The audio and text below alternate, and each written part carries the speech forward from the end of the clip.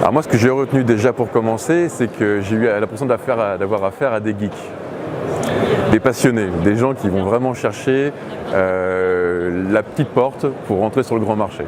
C'est-à-dire que là, on est sur un produit qui va chercher un client très particulier, un marché très particulier, c'est-à-dire des bâtiments qui sont aujourd'hui énergivores, qui sont aujourd'hui demandeurs de faible capacité, où peu de monde répondent finalement, parce qu'aujourd'hui on cherche à optimiser le bâtiment avant d'optimiser la production calorifique.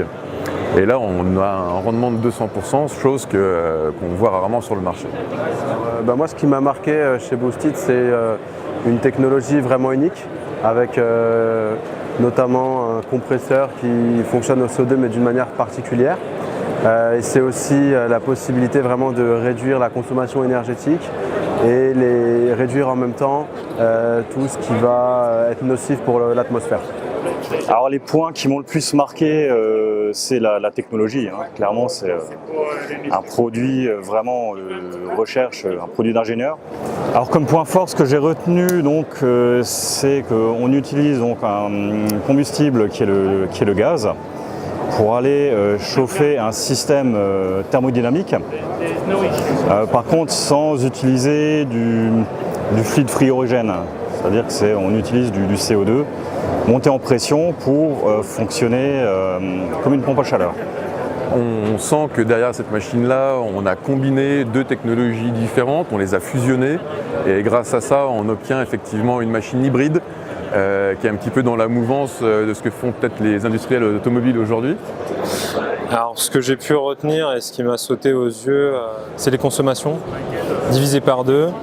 Ça paraît un peu extravagant de parler d'une chaudière qui divise par deux les consommations par rapport à ce qui se fait et qui est déjà performant.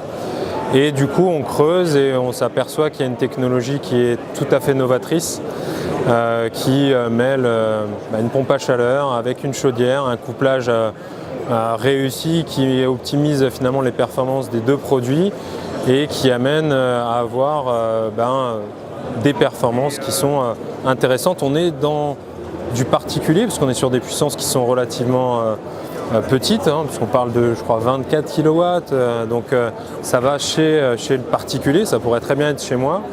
Chez Boostit, ils ont vraiment développé quelque chose de spécifique autour du CO2, donc c'est quelque chose qui est très intéressant pour nous. Ce qui m'intéresse moi aussi personnellement, c'est que Boostit a l'esprit start-up.